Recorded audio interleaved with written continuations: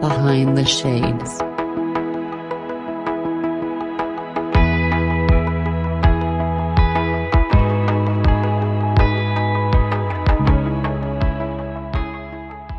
My name is Maya. And I have a podcast called the Hey Hannah Podcast. So I'm easy to find at www.heyhannahpodcast.com. And for my day job, I work in education. I actually work as a university administrator. But, aside from that, because of just major life changes, I have been able to do a pivot and do some things with podcasting. So I'm kind of wearing several hats at the moment, but things are good. Perfect, perfect. So I know in the green room we talked about your journey here. So you mentioned the podcast. So take us through that. What's the origins of the podcast and what is it about?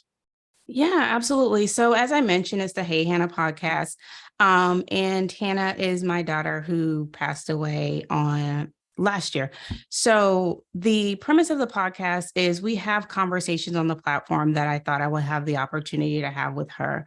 So we talk about all different kinds of stuff. Sometimes it's really emotional. There's some tears, there's some laughing, but as I said, I am in education. So you come away learning some things and you get some laughs and some learning along the way. So that's one thing that you'd enjoy about it if you tune in. When you got into this, and I know the origins of it is you had a loss in your family, and this was in regards to your daughter, and you named it after her, which I truly feel is amazing because a lot of parents that I deal with, when they're going through loss, they find their ways to kind of remember and celebrate the person that they've lost. That could be a child, it could be a brother, a sister, a mother, a father, whomever. So take us through the experience of that when you're trying to overcome this part of your life as you went through it and you shared it with me. Yeah, absolutely. I feel like anyone who's listening and you've dealt with grief or you are currently dealing with grief, they say that grief is one of the things that touches every single part of your life. So it's not anything that ever necessarily grows away. It's just you learn to live your life with the grief aspect now intertwined. And so for me, the podcast came up from just a recommendation from a therapy session. Like, I can't remember exactly how the line of the conversation was going, but basically my therapist recommended you should do some journaling. And so I'm like, it's not really my thing. I don't really want to journal. And so I was very I just wasn't with doing it because I just didn't enjoy it. And so, I kind of start thinking through like, man, this is 2022, like there has to be a better way. Like we've come past the journaling if I want to do something different. And so the podcast idea came about, and so that's why it was born. And so I specifically named the podcast Hey Hannah because I do have two living children, and all of us say this around the house all the time. We're like, hey, such and such, hey, this, we say it all day between my husband and the boys. And so I was like, the one thing, and I say that in the trailer that you won't ever hear here is, hey, Hannah, because she's not here. So that's how we got the name. And that's just really the premise of the show. Now, every episode is not like, oh, we're having a conversation about grief and loss and my specific loss with her. But every time, I go on the platform, I get an opportunity to say her name. It's a platform that's near and dear to my heart. So even if we're having a conversation about, what's going on in higher education and how individuals are contributing to the scope of that in the future, I still have the opportunity to know, like, within myself, like it's a nod to her. I remember her. She's still a part of everything that I'm doing. There are times where I always think about what would happen if I experience a loss because I haven't experienced a loss that's close to my heart. And one of the closest people to me is my grandmother. And she's the one that raised me because I grew up without my mother or my father. So I didn't know them. It was, Big Mama, as I call her, right? And she's probably going by age, that's probably going to be the first person that passes away that is very, very close to me. And I remember a time where I went to go pick her up at the airport and she came out in a wheelchair because she's an older lady. And that Yeah. was the first time that my grandmother appeared old to me. She was always Wonder Woman, right? She was this incredible Yeah. source of strength. And it changed everything because it brings you to the fact that we're very, very fragile creatures. We can go any single time. As you look back on what your podcast means, and as you mentioned, it's Hey Hannah because you're you're keeping the name alive, and I think that's very, very important. If someone was going through something similar where they would have a loss, what are some of the ways that you believe worked for you that you'd want to share with them, maybe outside of the podcast? Yeah. The first thing I'll say is there's not really any right or wrong way to grieve. So, whatever process or whatever, some people practice avoidance, and that's just kind of like your fight or flight mechanism. So, you're thinking to myself, like, I'm just going to avoid it because I got to keep myself safe. I got to keep myself moving. So, there's not a right or wrong way um, that I would say, but I think it's a matter of letting yourself feel the emotions that you feel, because sometimes it can be overwhelming, and that's fine. You'll have those days. If you just need to cry and get it out, cry and get it out. Like, don't feel like you don't have the opportunity to do that. One of the recommendations I had early on, especially when it was just like really high and low, is set aside some time that is, well, for me, it was called Hannah time. So it could be like Thursdays at 1 or whatever it is that you need. And I know this is my time set aside to just like feel what I'm feeling. If I want to look at some pictures, if I want to just replay things I wish would have been different, that type of thing. Like, it's coming, and you have that space to just sit there and feel what you feel. You don't have to solve any problems. Just give yourself that grace, to really be able to do that. Do you feel that you're honoring her in a way that would make her smile wherever she is looking perhaps down on you for those who follow that type of thinking and belief? Um, hmm. I think I think so. Um, you know, when you have children, like, you have all of these hopes and dreams for them, it's just kind of like prematurely you're just planning things out. It's just kind of a part of how it goes. And just thinking about her, I'm like, this girl's gonna be able to be the president because I'm gonna tell her this and I'm gonna tell her, all these types of things. And, just really thinking about, like, I want her to be strong. I want her to be smart. I want her to be bold, I want her to be able to clearly articulate herself, all of these types of things. And so I say that to say, I hope that she would be proud of the fact that in spite of such a train wreck, so to speak, I'm still able to make some sort of progress forward.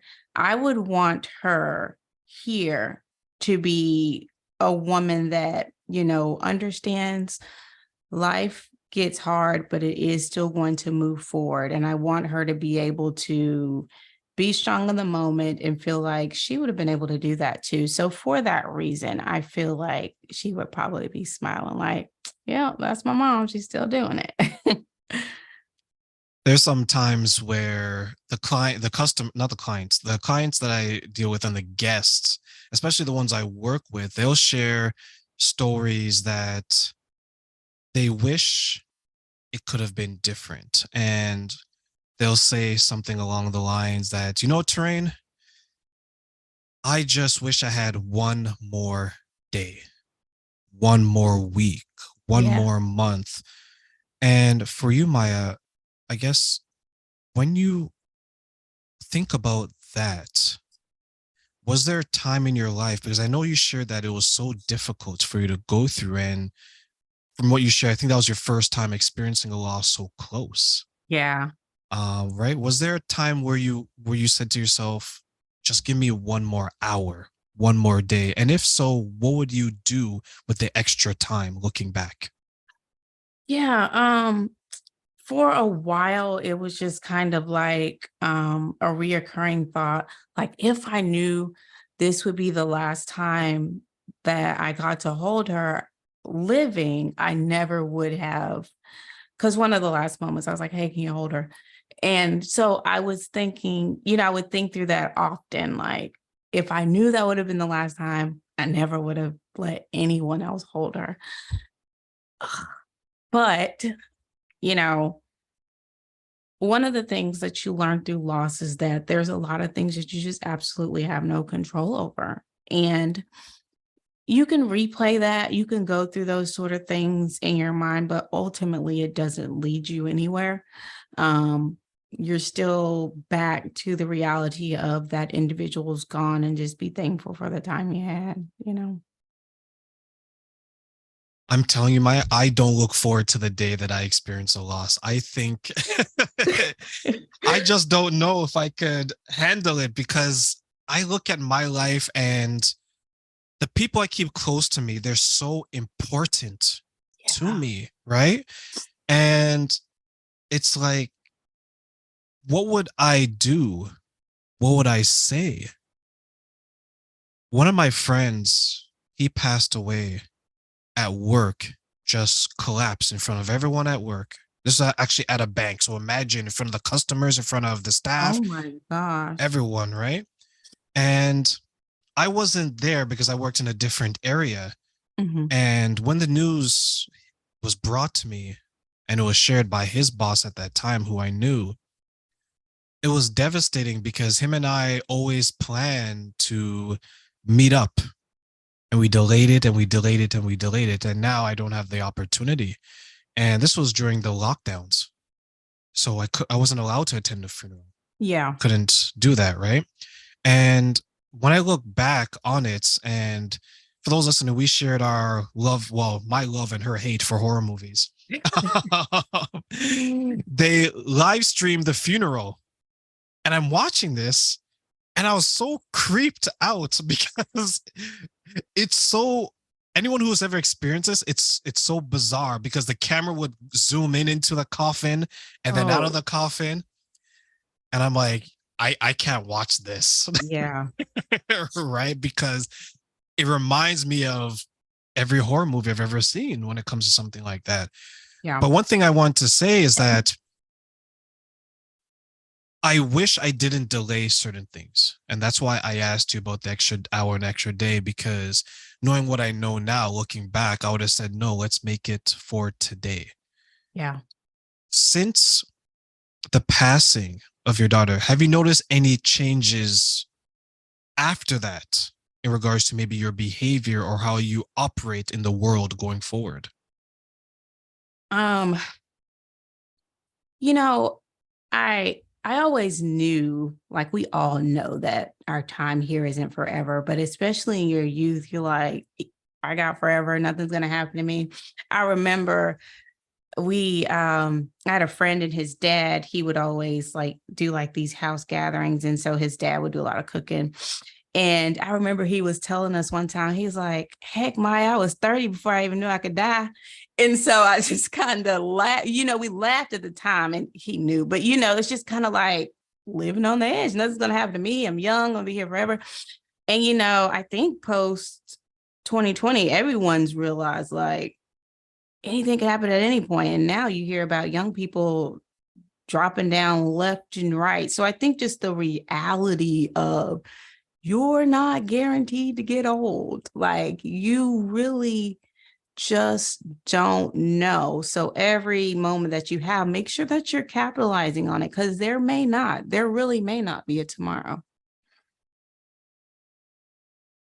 That's an excellent point that you made, because I know in my 20s, I felt like I was Superman. I felt Yeah. absolutely invincible. I used to eat nonsense, burgers, fries, um, Geez, what else? I can't even, I think that's when I ate meat. Now I don't eat meat anymore. I used to be a vegan, now I'm a pescatarian, but Uh-huh. you feel like you could do whatever it is you want. I remember going Yeah. to clubs until like 3 o'clock in the morning, have clothes in my trunk, find somewhere to shower, put the clothes on, and go back. Like sleep was, you didn't even need sleep. Yeah. Now I'm taking a nap after this. What a right? time.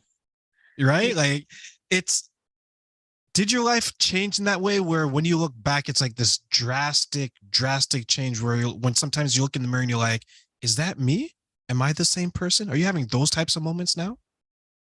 Um, it's just kind of sometimes it's like, man, I can't believe something so crazy happened because as we talked about before, I never had a loss so close. And I would say before, I feel like I had a good life. Like things are just good. And it's one of those things that it's like you see on TV. It's kind of like you see the things happening. You're like, oh, I never met anyone that this really happened to, or like, that's terrible. But, that's just the people on TV. But it's just kind of like, no, this is you.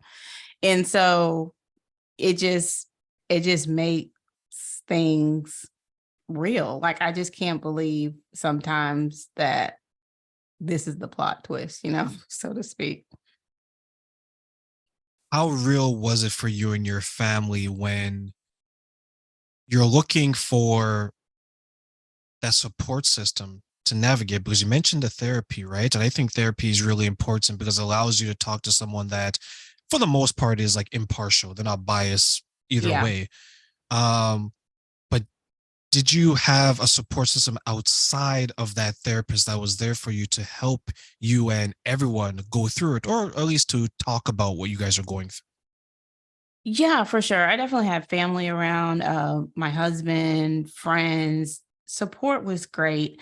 Um, I still think though, people they didn't know, like no one could really walk you through it because it's an experience they didn't have, but they were very supportive and showed up and still continue to show up for me. And that's all you really can do. As I said, with grief and especially with loss, you learn how much you really have control over. And so the individuals in your life, they can't fix it, but they can be there for you. They can support you and just let you know like they care. And I definitely have that support system and still do for sure.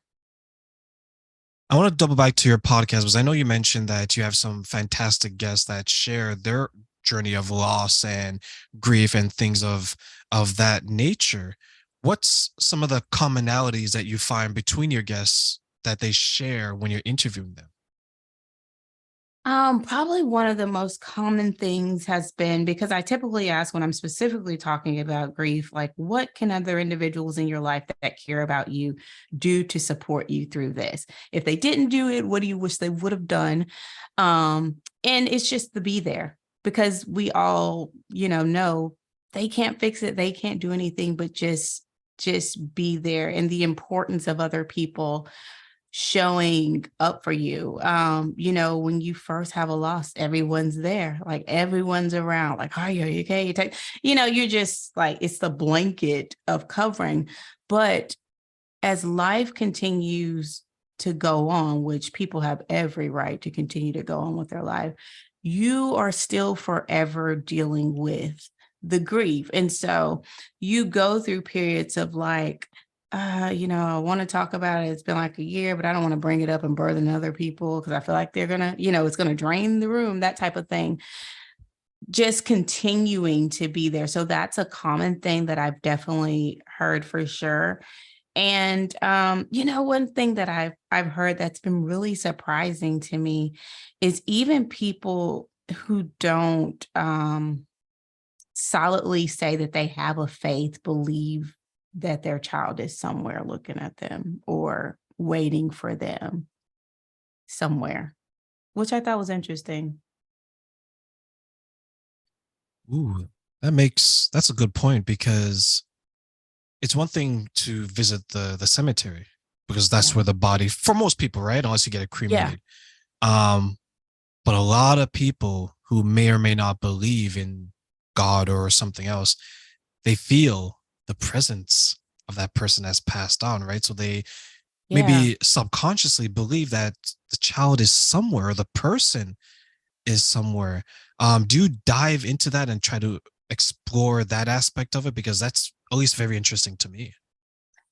You know, I haven't, to answer your question, for several reasons. I feel like I'm not properly equipped to walk someone through a topic so heavy. Like I don't want to peel that much back and not be able to offer support because I feel like that's a lot and I don't know what to tell you. But you know, I just found it interesting because they would say like, this is what I have to tell myself to keep moving, or that fight or flight kicks in, whatever you got to tell yourself to keep yourself alive.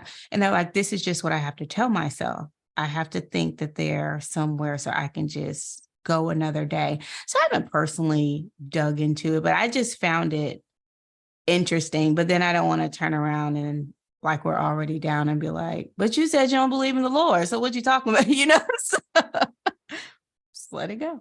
But it's just something that I found interesting for sure. Yeah, you definitely don't want to put them Yeah. on the See that? spot like that, right? Because then Like, what are you who going to do after knows? that? Yeah, interview over, right? Yeah, exactly. And then they feel Okay, bye. worse. Yeah. I know. Like it's like, oh my goodness, she kind of exposed me there a little bit. But Yeah. with grief, it comes in so many different forms, and you can experience it: job loss, child loss, parent Yeah. loss, right? Loss of a relationship. I think that's probably the one people identify grief with most, I would say. Mhm. Like a breakup or divorce or something along those lines. Yeah. Um, because we can experience grief in so many different forms that we just don't know it until we look back and we see a change in our life, Yeah. right? Like, for example, look at the lockdowns, and a lot of people lost a lot of things. And you could make an argument that they're suffering grief for some of the things that they lost: the social aspect, some lost Yeah. jobs, some lost family members, and they weren't able to identify it because maybe it was their first time going through it. Yeah. What are some of the ways that you identified your grief and the grieving process as you were going through it? Um, so that's one of the things that I've talked about several times on the platform is the fact that, while my grief is a different experience, we've all grieved in some way. Like you said, you lose a friend, a job or something, but we're all losing things at different points in our life. Um, and so I think it was more blatant for me to recognize grief because it was a loss of a living person versus you losing a job or something else, or even losing the life that you thought you may have. Like you thought you were going to be a medical doctor and you end up being a scientist. Like you still kind of grieve like, oh man, I kind of put my stock into that and things change. So I think that would be a little bit of a different aspect. But for me, it was just kind of, right in your face. But again, as you mentioned, we grieve things all the time. And I found it I don't know if I say odd, but it was just interesting to me that we are all grieving different things, but it's something that we don't necessarily learn how to do or how to process. And so I was like, man, I'm not equipped for this, but I should have been, So um it's just like, with you're guaranteed to be grieving something at some point is my thing. And so I feel like, geez, it would be nice if you knew a little bit more about this and how to do it properly because you're gonna do it at some point. So I'll say As that. you're going forward, what are some of the goals that you have now outside of, I know you have the podcast goals. What are some of the things that you're doing now in your everyday life that's bringing you joy? So I don't put a lot of pressure or expectations on my grief journey because I feel like I'm still really early on. I allow myself to feel what I feel. If I'm at a certain point, I'm like, that's okay. That's fine. Wherever you are right now is okay. I think maybe once I get further down the line, I'll probably attach more goals to what I'd like to see. Like, I'm not completely committed to saying, oh, I want to help other women who experience the loss of a child walk through this. I'm not even there. Um, just for now, it's just I'm doing the best I can with it, but I don't know. Maybe goals will come later, but not now. And that's one thing that I've noticed where some people they're grieving and their way to grieve is like, well, I'm going to fix the world, Yeah, right? But you're still broken in a yeah, sense, right? for sure. And it reminds me of as I was growing up in my teens and I was trying to figure out the world. I was like, you know what, Terrain, you're going to go save the world. You're going to become a judge and there's going to be no crime. You're just going to solve all the world's problem. Forget all the hundreds of years of them trying to fix it. You're just that one person. You're Yeah. Jesus reincarnated, right? And I began to realize that some of those goals are, as you mentioned, they're too early. Yeah. I needed to fix me before I can fix the world. I needed to make sure that my bed was made before I can go help other people make their own beds.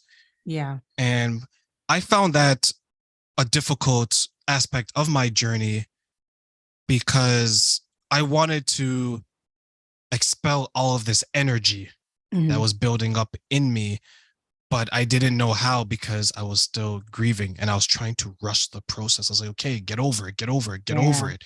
Right. Like, are these some of the conversations that you had within yourself where you're still on your journey and you're like, I don't know when the end is, but I want to make sure that it's a healthy conclusion to my journey? Yeah, for sure. Because I'd say before this, I was very much the type of person, like if something happens, we can talk about it 2 or 3 times, but after that, I'm done. Like, let's move on. Like, we've hashed it enough.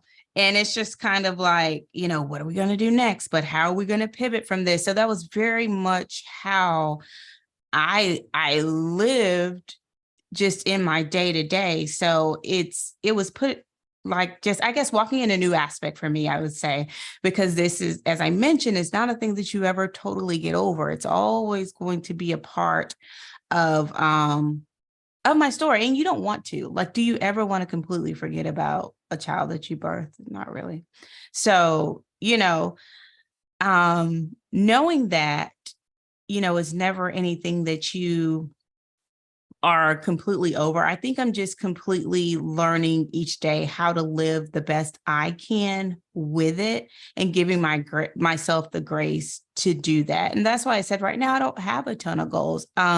Before, if it was something else, I'd probably say, by this date, I want to be at a point where I've like tucked this in my back pocket and we're still able to move on. But I never want it to be completely gone because I always want her memory there. I think I just want to find the best way to move on and still, be able to live as healthy as I can with my grief. And as we close, what's some final words or some words of wisdom that you want to share with those who are finding themselves along their journey? And as you mentioned, we don't want to overdo it, just go at your own pace. What's something you want to tell them? Yeah, the first thing I would say, as I mentioned before, is there is no right or wrong way to grieve. I know sometimes you'll hear people or you'll think like, oh, it's been a year, it's been 2 years. It doesn't matter. It doesn't matter how long it's been. Take the time that you need. And a lot of times, even though you want to like seclude yourself because you're going through something so difficult, being in community and connecting with others can still be helpful. So if you haven't tried that, it's good to sometimes be seen by an individual who has had your experience because you know that they get it. I know for me in the beginning, like I didn't want to hear anybody tell me anything about getting over losing a child who didn't lose a child because I'm like, whatever, you don't know. And so it's when you know that that person that you're speaking with has had that experience, like we got that out of the way. I know when they're talking to me, they're not talking from a place of inexperience. So that's why I would say if you can get in community with individuals who have something similar, if you have connected with those individuals, they're able to truly validate you along your walk. And, you're able to be seen and connected and in community, which is so helpful for us.